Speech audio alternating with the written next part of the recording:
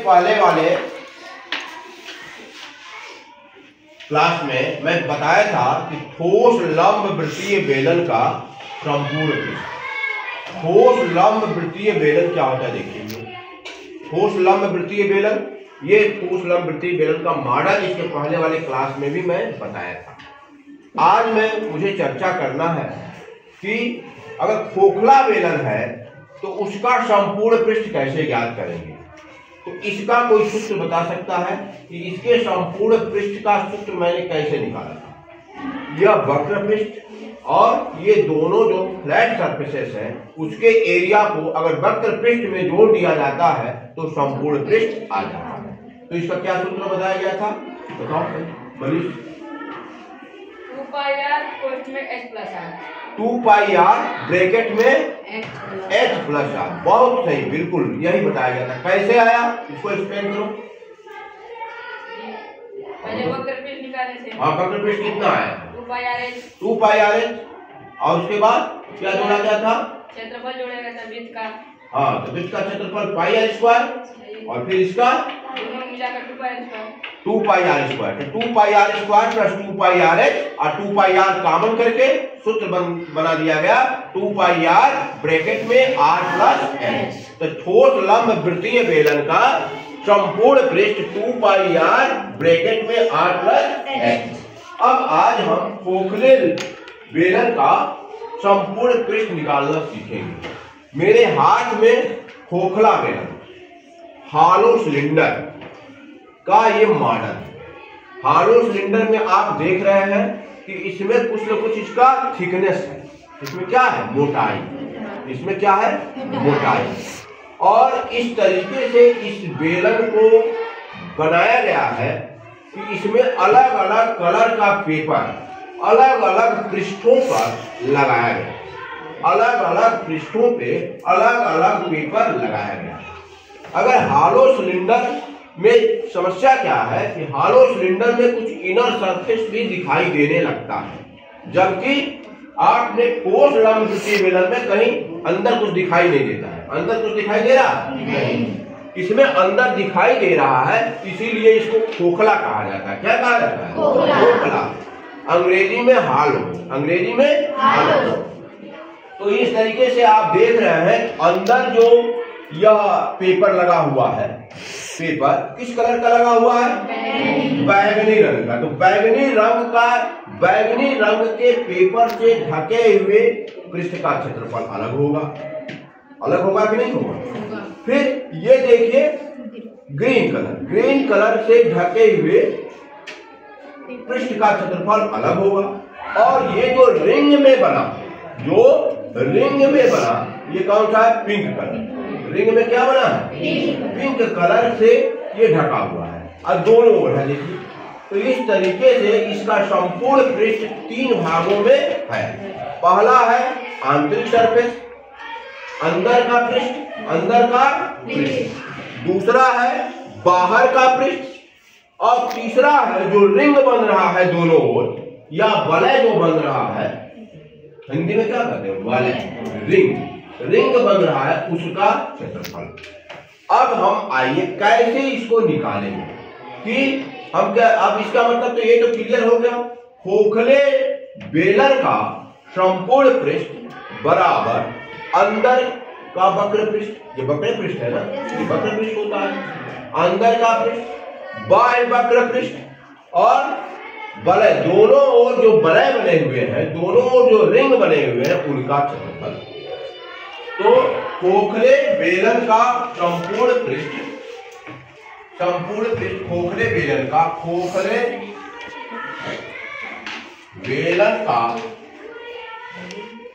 संपूर्ण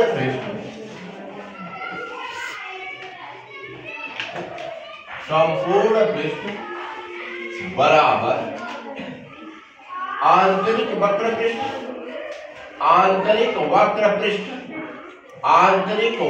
पृष्ठ प्लस बाह्य वक्र पृष्ठ प्लस दोनों वलय का क्षेत्रफल। अब आंतरिक वक्रपृष्ठ किस कलर से ढका हुआ है? बैगनी। तो बैगनी रंग, तो यहां हो गया आंतरिक, ये हो गया बैगनी, बैगनी रंग। ये बाह्य वक्रपृष्ठ देखिए ये हरे रंग से ढका हुआ है, तो हरा रंग। और जो वलय बना हुआ है दोनों ओर, वह गुलाबी रंग से ढका हुआ है, गुलाबी रंग। अंग्रेजी में इसको क्या कह सकते हैं? Inner CSA plus outer CSA, outer CSA plus area of ring, area of ring.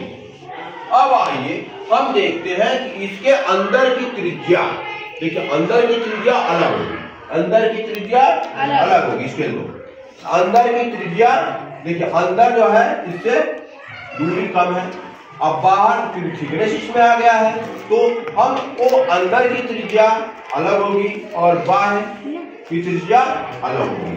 इस वलय का क्षेत्रफल देखिए, अंदर जो है आप लगभग यह 1 सेंटीमीटर, लगभग ये 1 सेंटीमीटर मोटा, 1 सेंटीमीटर लगभग ये मोटा, यानी 1 सेंटीमीटर थिकनेस बाह्य का बढ़ जाएगा। 1 सेंटीमीटर रेडियस में हम इसको अगर रेडियस निकालना चाहें तो क्या करेंगे? बाह्य गुना मतलब बाह्य डायमीटर, बाह्य वाले वृत्त का डायमीटर, और फिर अंदर के वृत्त का डायमीटर, और फिर जब डायमीटर निकल जाएगा तो उसको आधा कर देंगे तो रेडियस।